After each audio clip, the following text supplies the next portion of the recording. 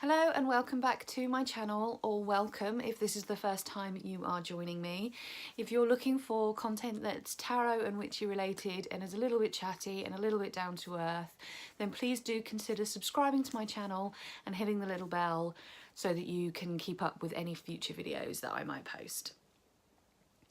For today, I thought I would do something a little bit light and a little bit easy, and I'm going to share with you my top 5 witchy films of all time. There are no horror films on this list, although I do love a good horror. They all are quite light-hearted films, sort of, that I've gone with. And I am by no means a film critic. I am a film geek. I do call myself a movie geek. I love a good movie. I watch a lot of movies. I love all kinds of different genres and different types of films.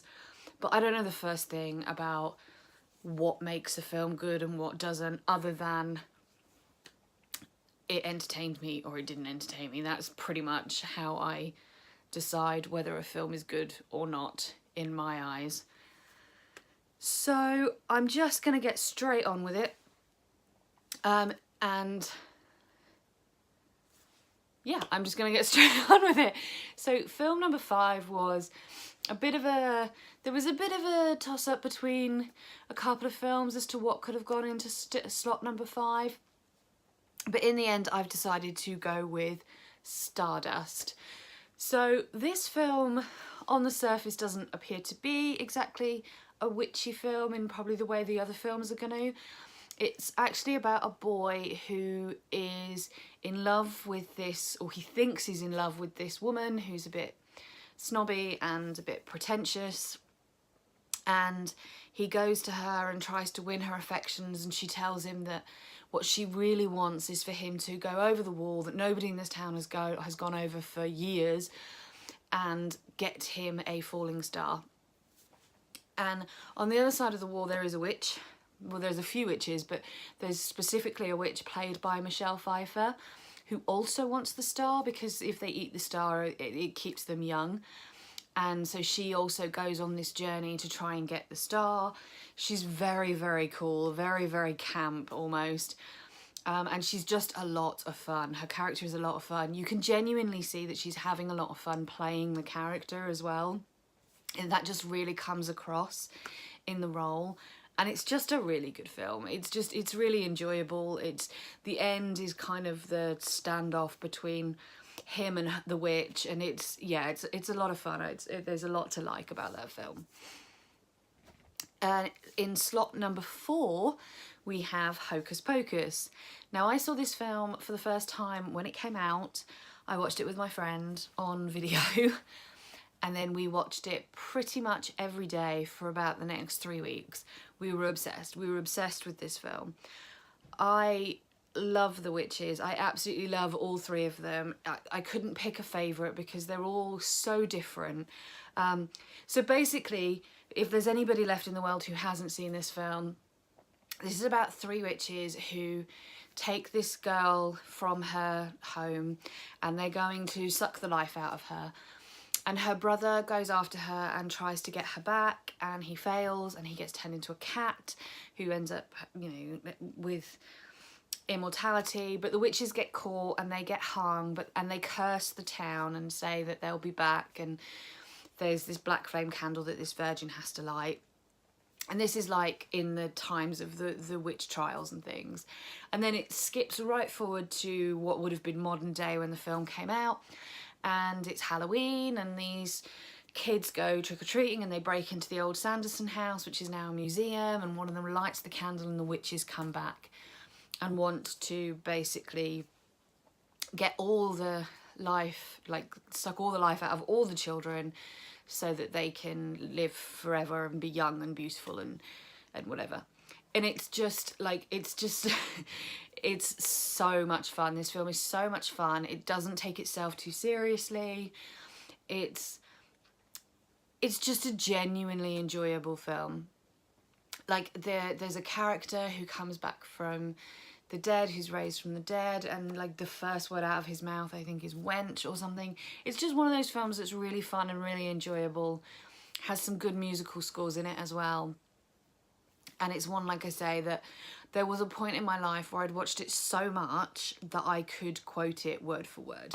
I don't know if I could do that now because it's been a little while since I've sat down and actually watched it, but it's a class film. Very, very enjoyable film. So in slot number 3, we have The Witches of Eastwick. And this is a song? Random. This is a film with Cher, Michelle Pfeiffer again, who I have to say plays the part of a witch really well, and Susan Sarandon. And then you also have Jack Nicholson in the film, and Jack Nicholson is basically the devil, and he moves into the town, and these 3 women become infatuated with him, and they start to be able to do things, like magical things that they hadn't been able to do before. There's a really disgusting scene with cherry pips, really disgusting scene. And they, you know, he pulls them into this world of debauchery and, you know, greed and all that kind of stuff. And then at the end, they kind of get their conscience back and they work together and they really pull through for each other and they kind of fight back. And it's really, like, I really love the kind of twist on the witches giving themselves to the devil, you know, selling their soul to the devil kind of story. I love that twist on that story. I just think Jack Nicholson is a fabulous, fabulous actor anyway.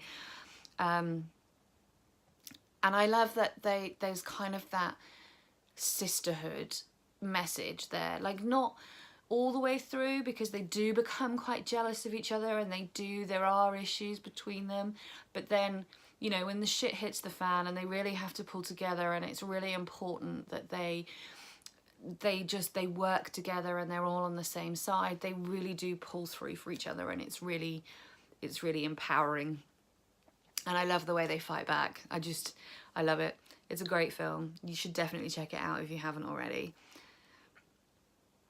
In my number 2 slot for my top 5 witchy films of all time is Practical Magic.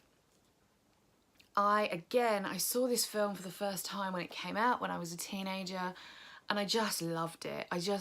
Like, it was everything I wanted to be in terms of witchcraft. Sally Owens, if I could be any character in the world, I would want to be Sally Owens. So this is about 2 sisters who are witches. Their family is cursed that whoever falls in love with they're the Sanderson sisters, and whoever falls in love with a Sanderson woman is fated to die. And it's Sandra Bullock and Nicole Kidman.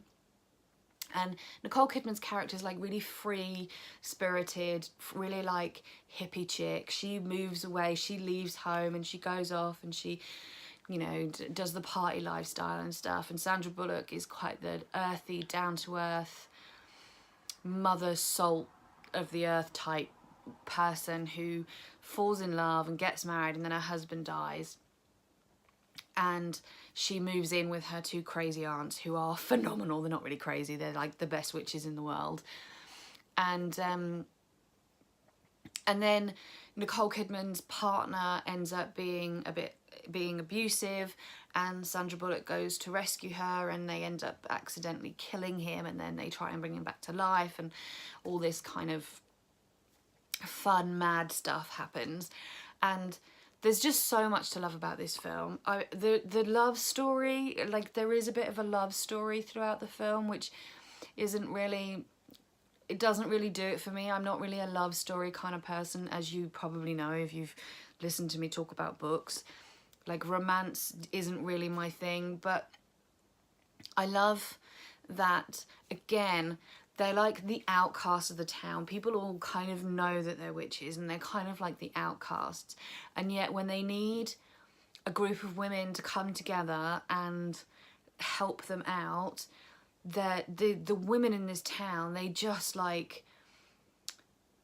it's like, again, I think it's that message of sisterhood and looking out for each other and supporting each other and actually, you know, when the shit hits the fan and the chips are down and it's real, you know, disaster moments, the way that these women all just kind of come together for each other, and they kind of just like they find themselves in this situation that's really unusual to them and really strange and actually quite frightening, and they just kind of accept it and they go with it because they realize that another woman is in trouble and that they have the power to help her and to do something about that. And I love that message.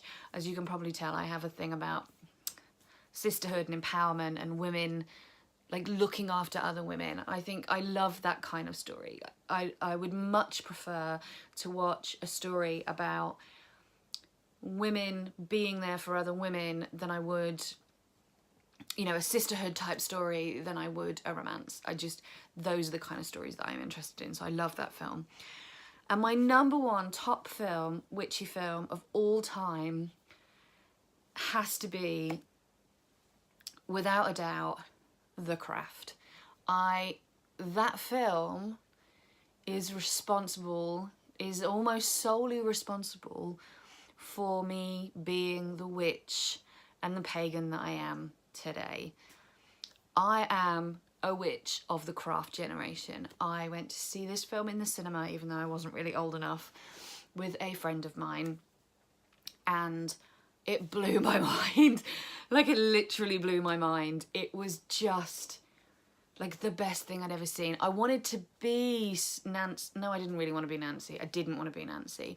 I wanted to be Sarah. I loved the idea of this, you know, the power to be found in these female relationships and the potential that they had once the four of them became this little gang. Like,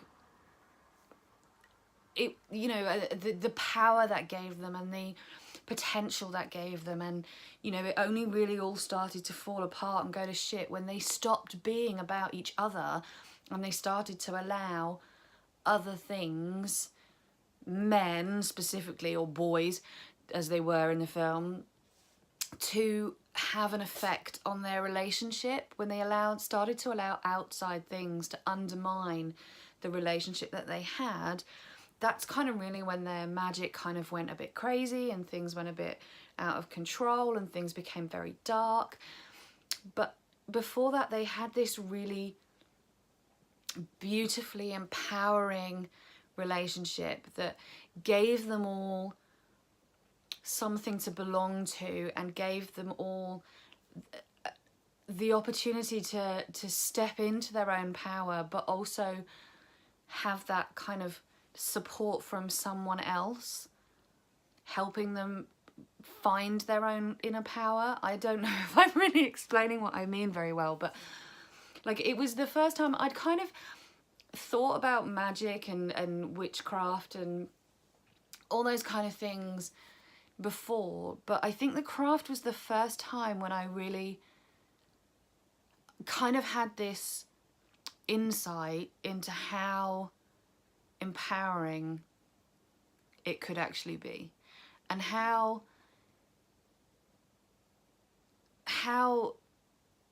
empowering women can be for each other, and how it wasn't like in the film, it does become about a competition and who wants to be top dog and all that kind of stuff. But again, until they get to that moment when they're all kind of quite happy in the roles that they have, and they're all quite happy supporting each other and just being friends and being themselves within this relationship that they'd had, until that kind of the power struggles came in, that was working beautifully. And it was only once they started feeling like they had to compete with each other that it all sort of fell apart. So I loved that idea of how women can strengthen each other, and that it doesn't have to be a competition, and it doesn't have to, it doesn't have to be that idea of, if you have this power, then there isn't going to be any for me. It's kind of, there's enough power for everybody, and what everybody has and what everybody's skills are and what everybody brings to a situation or a relationship or whatever is different, but they're all valuable and they all matter and they're all valid. I don't know. This is why I write stuff down normally, because when I don't have notes and I allow myself to just talk, I just get really waffly, I think. But hopefully that made sense. You were able to follow my train of thought, and you found this interesting. I would really, really love to hear from you what your top 5 witchy films of all time are, if you're a film person. So please, please, please leave me a comment below, or even go off and make your own videos. That would be fab. If you are somebody who makes videos and you fancy doing that, go and make a video and then let me know in the comments below that you've made it so I can check it out. I might even like hashtag this top 5 witchy movies or top 5 witchy films. I don't know, I'll put that in the title when I decide, so that people can kind of join in like a mini tag if they want to. Otherwise, thank you very much for watching, everybody. If you enjoyed this video, do please give it a thumbs up. And as I say, if you're not already, please consider subscribing and hitting that little bell. I will see you all very, very shortly. Take care and lots of love. Bye-bye.